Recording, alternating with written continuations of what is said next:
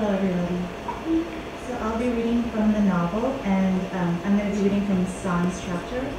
And what you need to know about San, he is our narrator's father, and he is a recent refugee from Vietnam to America in the 1980s. And while in Saigon, he worked as a high-profile translator of many languages in the press ministry. His new job in America is a janitor at a middle school. There are times San didn't mind the job, especially when he, Carlos, and the other custodians sat on the basketball courts and shared a cigarette break, or when he had a few minutes during the classroom sweeps to peruse the books that Lung and his younger sibling would read and learn from one day. San's father, during their weekly phone call from France, already had requested that if the second child was a boy, his name be Etienne. As for a girl, his research continued. San suspected his father chose the name to remind him they should be in France. Nevertheless, thoughts of the new baby lifted San's spirits. The slowness of the minutes didn't feel painful, and he could calmly admire the powdery green chalkboards, the slightly staggered rows of miniature desks in every classroom.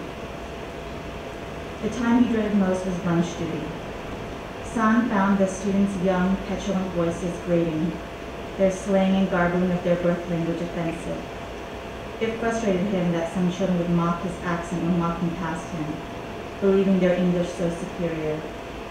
He hoped to teach Lung and his younger sibling to articulate better, to take pride in every word they spoke.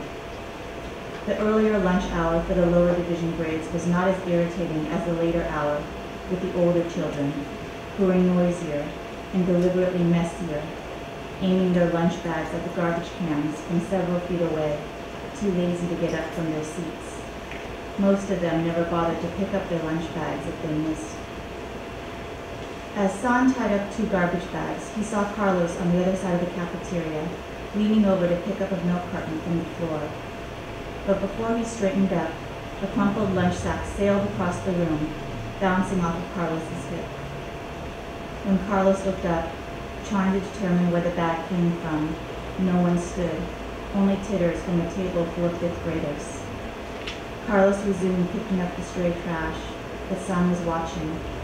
Only a few seconds later, a boy stood at the table, a bag in his hands, his forearms creating a graceful arc, similar, San recognized, to throwing a basketball.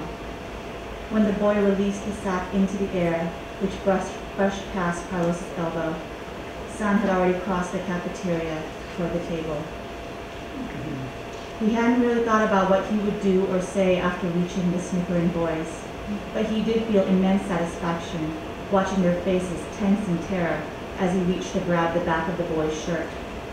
"What is wrong with you?" San screamed, refusing to let go of the boy's shirt collar as he attempted to squirm out of his grip. "Do you treat your brother this way? Your father?" Carlos would later tell him that the other boys and girls yelled at San to let go, that their collective cries had alerted the teacher chaperones on duty, who should have been watching the brats in the first place.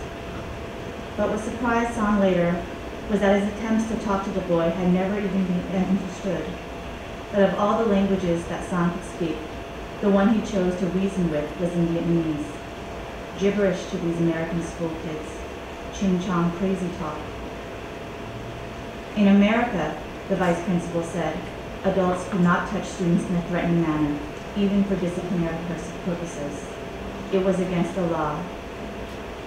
Because San was a new refugee, because of all the hardships he and his family had endured from the war and relocation, because he clearly did not understand the rules of his new country, the school would release him from his duties quietly, without alerting the school board. They would talk to the boys' parents, and hopefully persuade them to understand. Carlos gave him a ride home after he cleaned out his personal locker and surrendered his school keys and identification card. "My brother works for the water company," Carlos said. "I'll ask him if he knows of any work." He squeezed San's arm, and San regretted no longer having work hours to spend with his new friend.